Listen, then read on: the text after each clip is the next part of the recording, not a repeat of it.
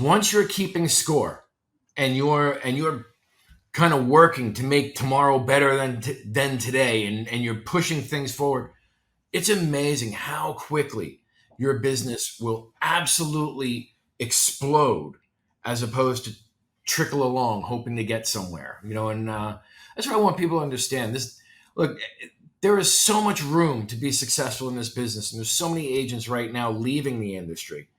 Now is the perfect storm for brand new agents and established agents to really kick it into high gear and take their career to the next level, because a lot of people are simply not doing it.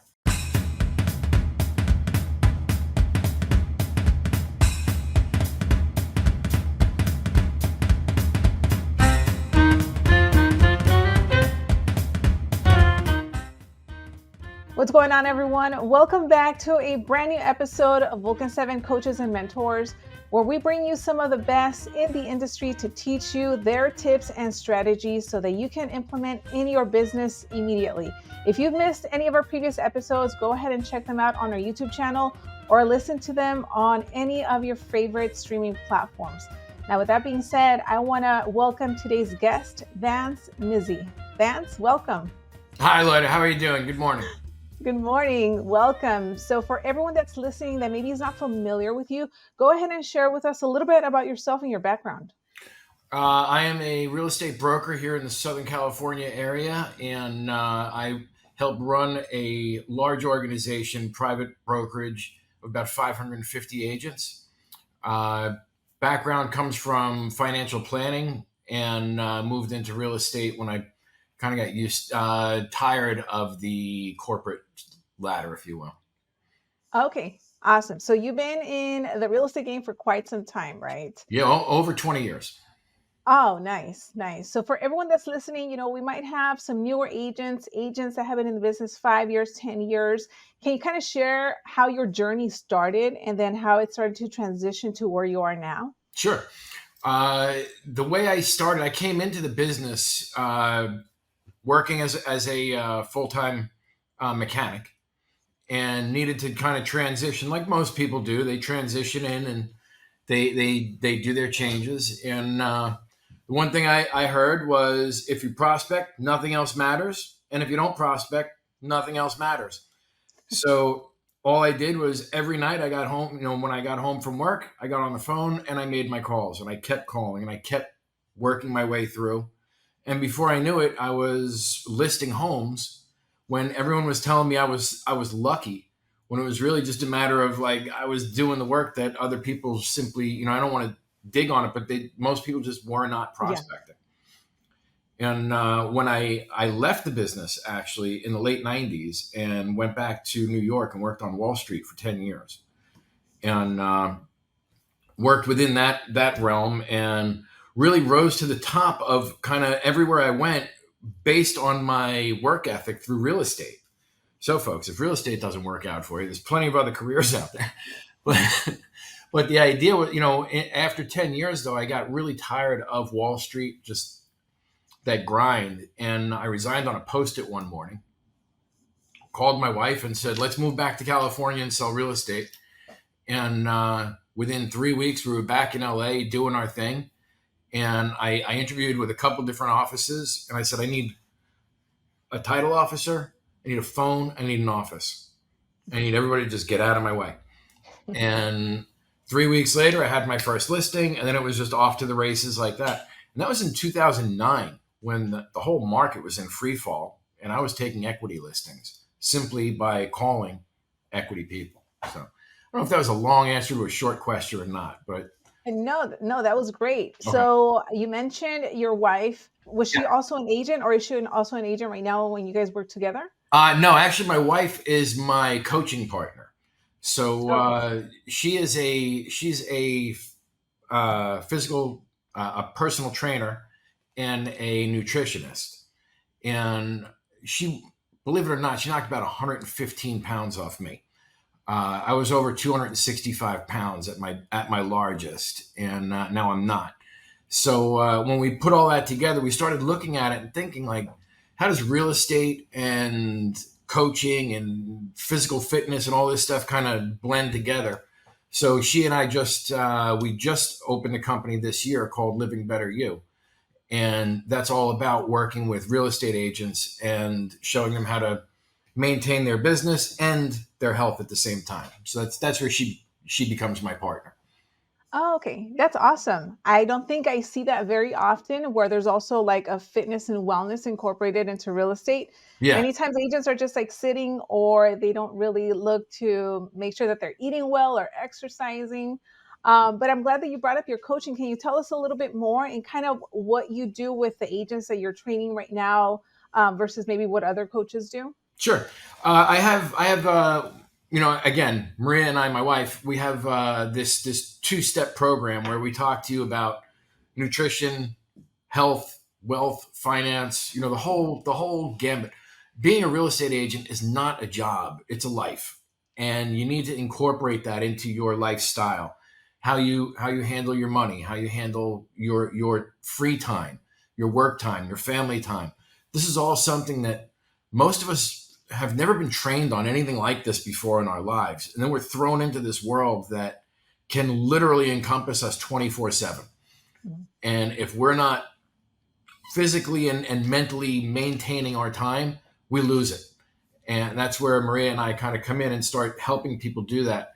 So my coaching goes, it's a number of different ways. In my office, I do one-to-one mentorship. So as an agent in my office, we do a mentorship program for them.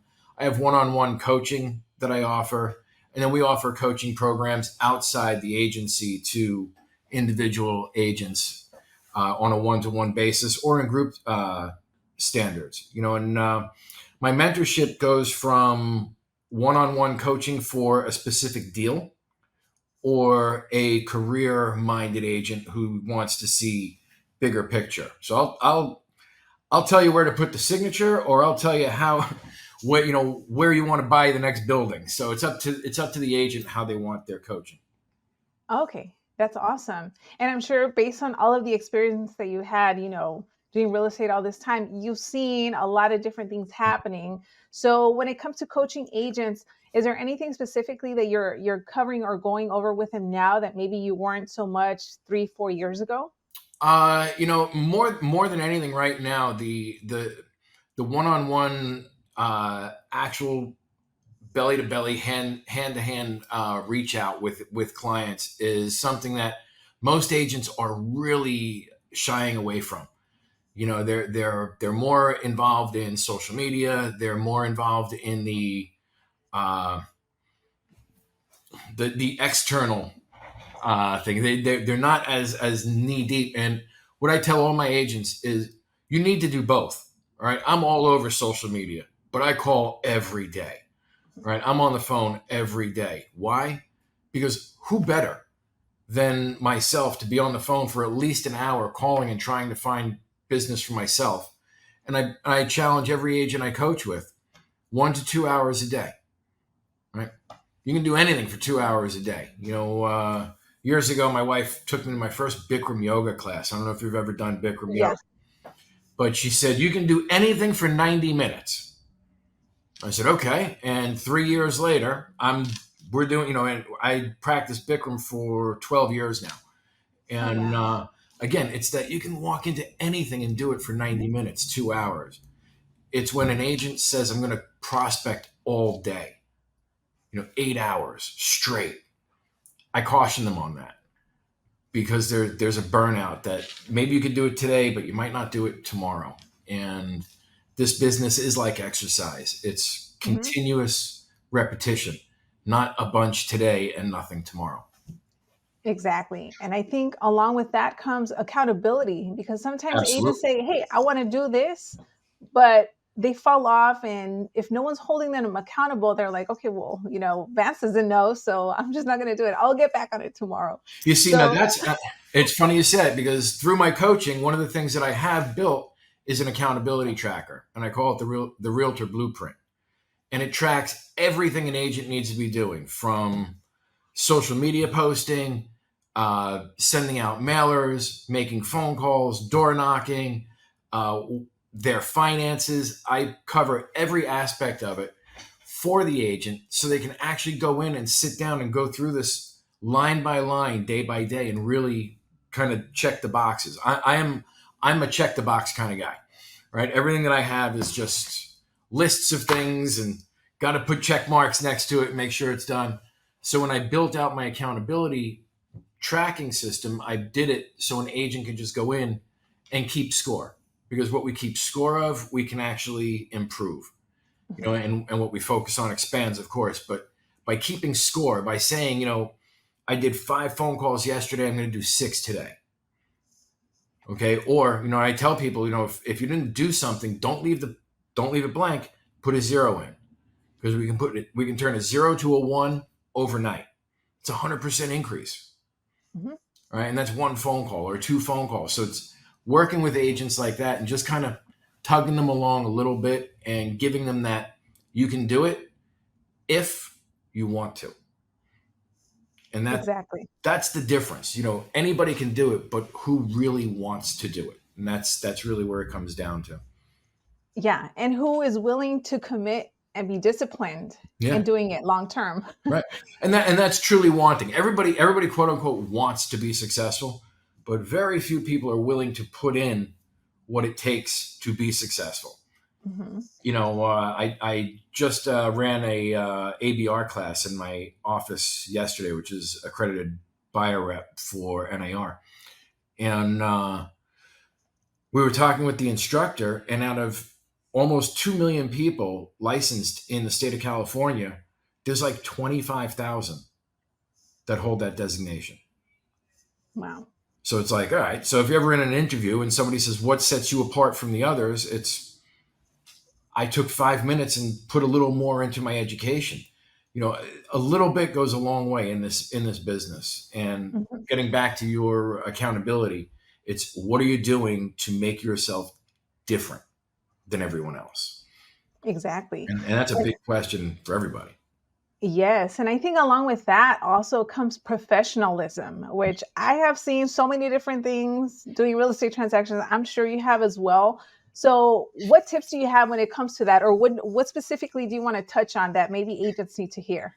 Well, we're at the beach, okay, and this is a very strange area down here in the matter that I'll show up like this, dressed in almost practically a 3-piece suit, and I'll do business with a guy in board shorts and a Hawaiian shirt, and flip flops. Uh, I can dress like that too, but it doesn't exude professionalism. And when we're down here, and when you're dealing with multi-million-dollar properties, you most of the time you're dealing with C-level executives. You're dealing with people who get dressed when they go to work, and they might expect that same professionalism to show up when someone's going to work for them.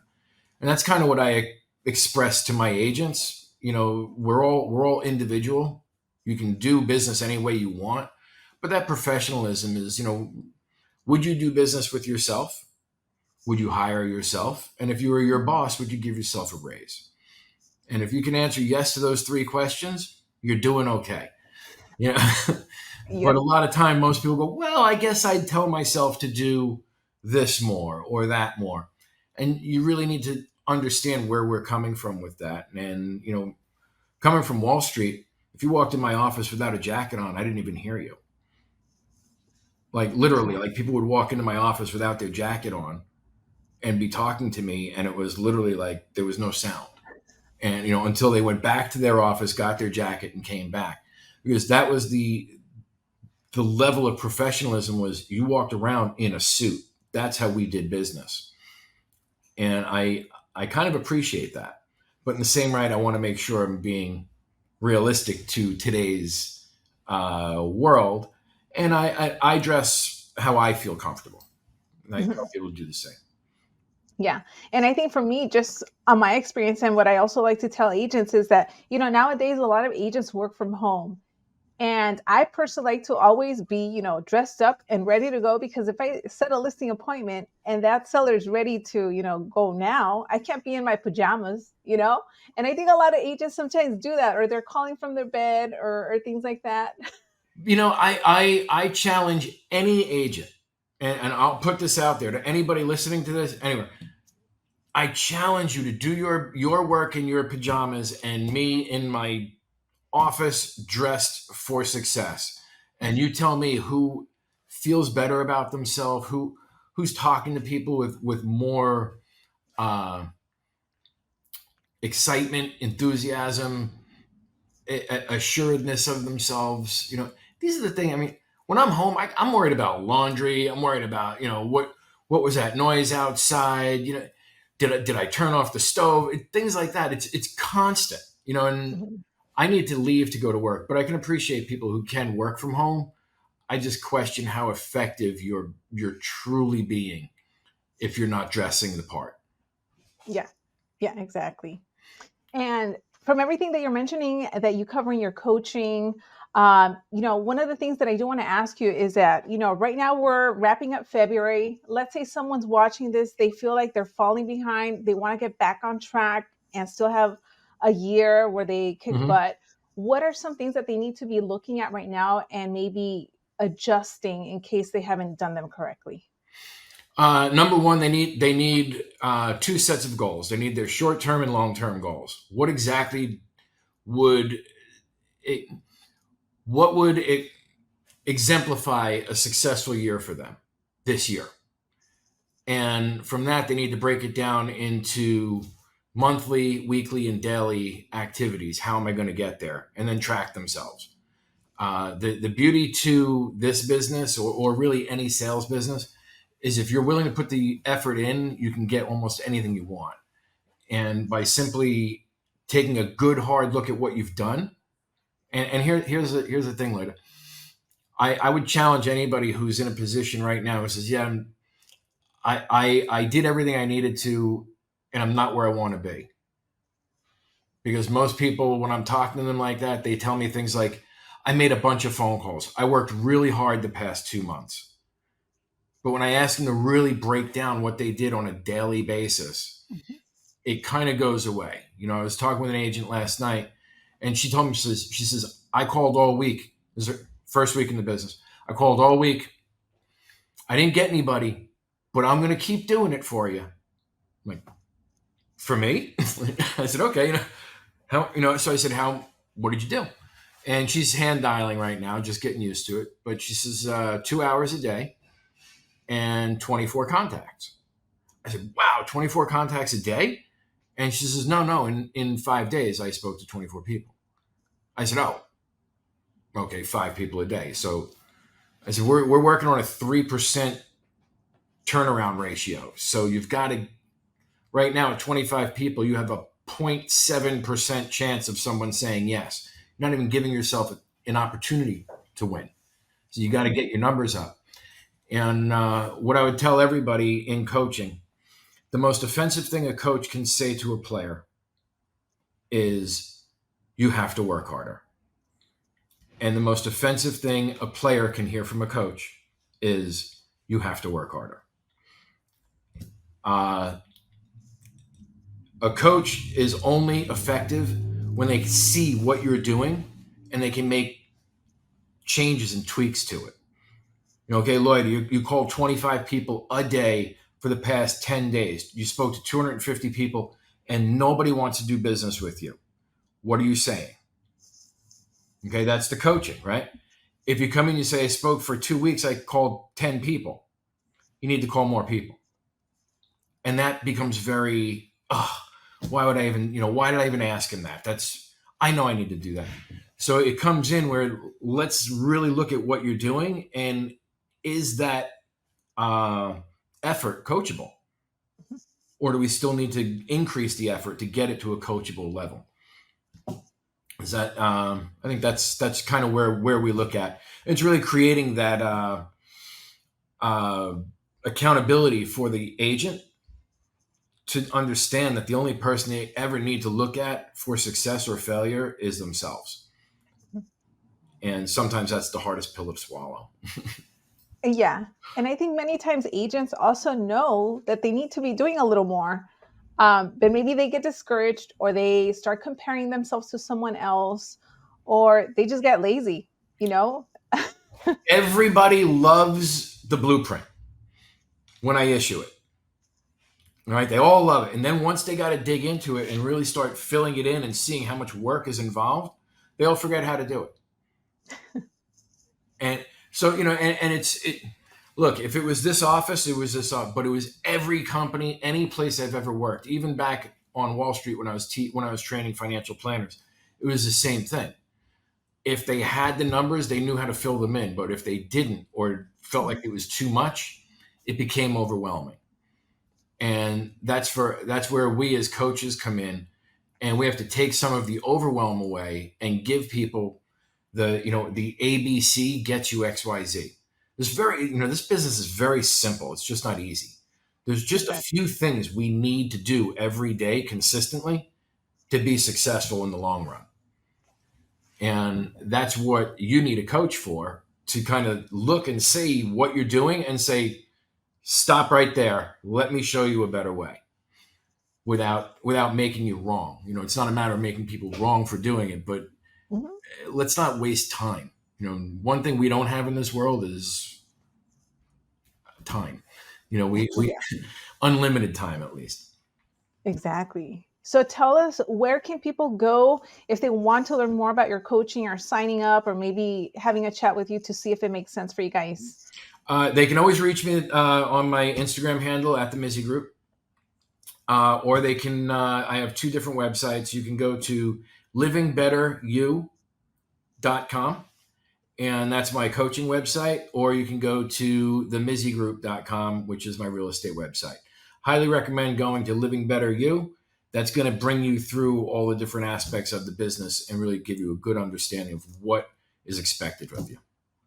Awesome. Well, Vance, thank you so much for coming on and sharing with us some of your knowledge. I think especially this last part is really something that agents really need to take note of and even rewatch, because again, tracking your numbers, having a system like the one that you provide, at the end of the day, I think it's just almost like a habit where you plug in your numbers, and then over time you see what you need to work on, what needs improvement, and someone like you comes in and can help an agent go from, average to maybe doubling or tripling, their production, just because they had someone like you guiding them. Absolutely. Once you're keeping score, and you're kind of working to make tomorrow better than today, and you're pushing things forward, it's amazing how quickly your business will absolutely explode, as opposed to trickle along hoping to get somewhere. And that's what I want people to understand.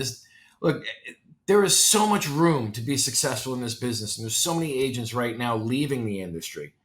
Now is the perfect storm for brand new agents and established agents to really kick it into high gear and take their career to the next level, because a lot of people are simply not doing it.